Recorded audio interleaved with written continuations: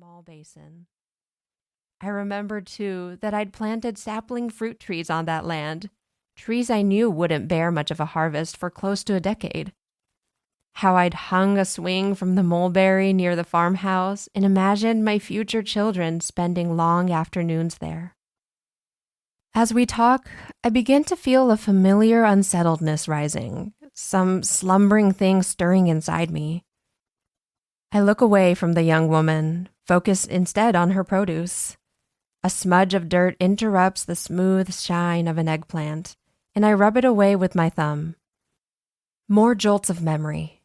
Sticky resin blacking my hands after a morning harvesting tomatoes, the hollow plunk of peppers tossed into a bucket, the scent of irrigation water on sun-warmed soil. "Where are you living now?" the young woman asks. It's just small talk, but I feel my throat tighten. I answer in a voice as breezy as I can muster. Tell her we live in Oregon, it's very green, lush.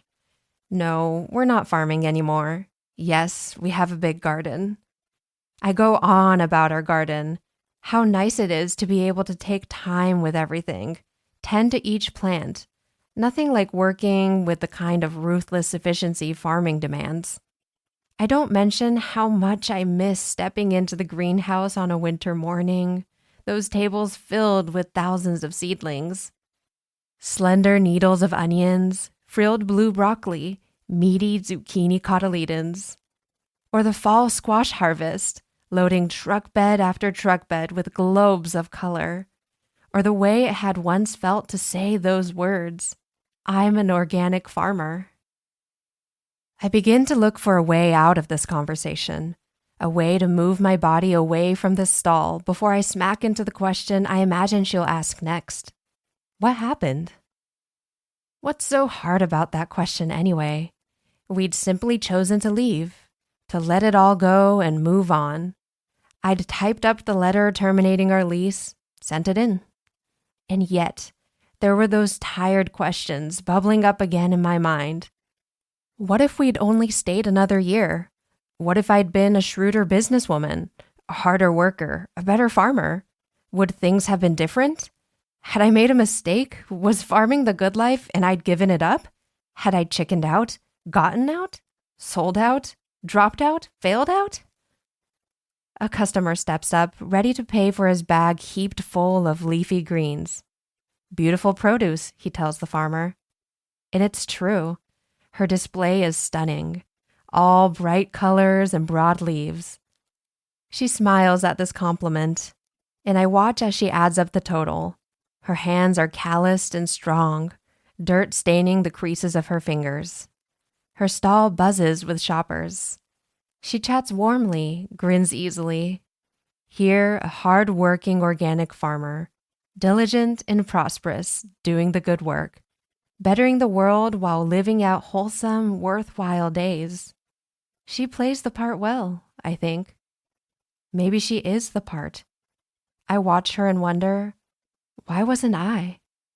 I look down at the pepper in my hands and see it is trembling. So I put it back on the pile, tell myself, it doesn't matter. All that is in the past now. I'd done those years on the farm, nearly 4, and lost nothing.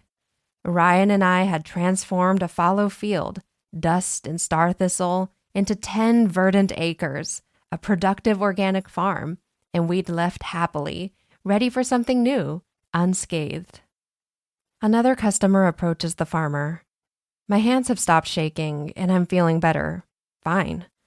I'll wave goodbye, mouth good luck, and walk away. I turn to do just that, but the woman lifts a finger. Wait a minute. And motions for me to come over.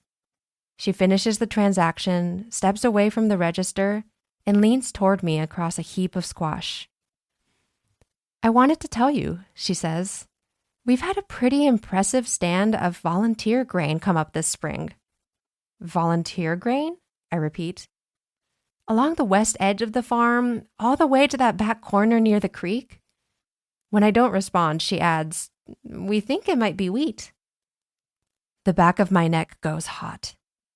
"Oh." She waits for me to say more, then prods. "Didn't you and Ryan grow wheat?"